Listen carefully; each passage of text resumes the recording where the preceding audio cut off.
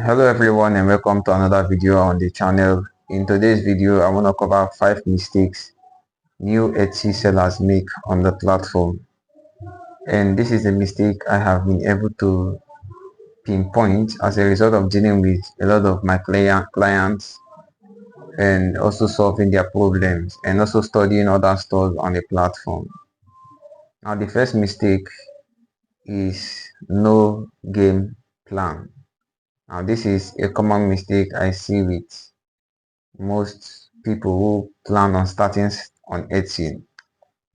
They get carried away with just watching a YouTube video or probably seeing the income and earnings of other sellers and content creators on the platform, and they get excited and they just want to jump in on the platform, hoping that they can replicate whatever results they've seen from other sellers on Etsy, only to get disappointed. It is not enough to get excited by watching a YouTube video or seeing an income report from other people or other sellers on the platform. You have to have your own game plan because Etsy is just a marketplace. There are a lot of people who are successful doing different things. So you have to ensure that you have your own unique game plan. Study. It is important to study from other sellers, but come with your own game plan.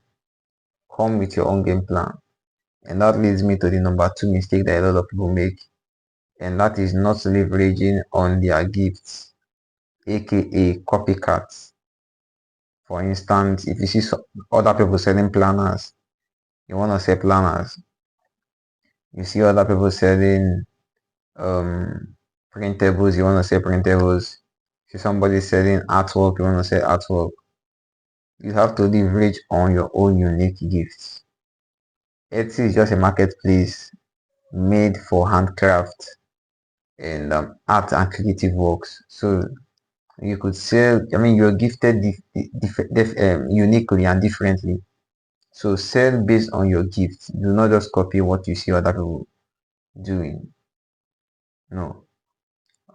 Someone I take a lot of inspiration from on Etsy is Ryan Hope. He's also a seller on Etsy.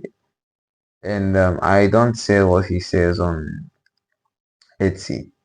And he's been someone I've been following all along.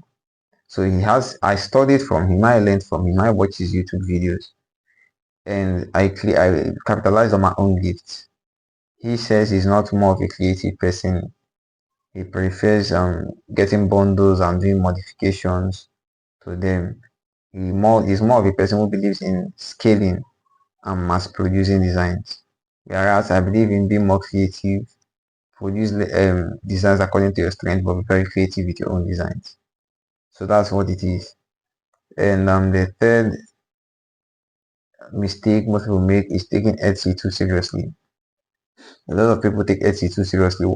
And what do I mean by that? What I mean by that is you do not start on Etsy as a full-time job or as a full-time hobby.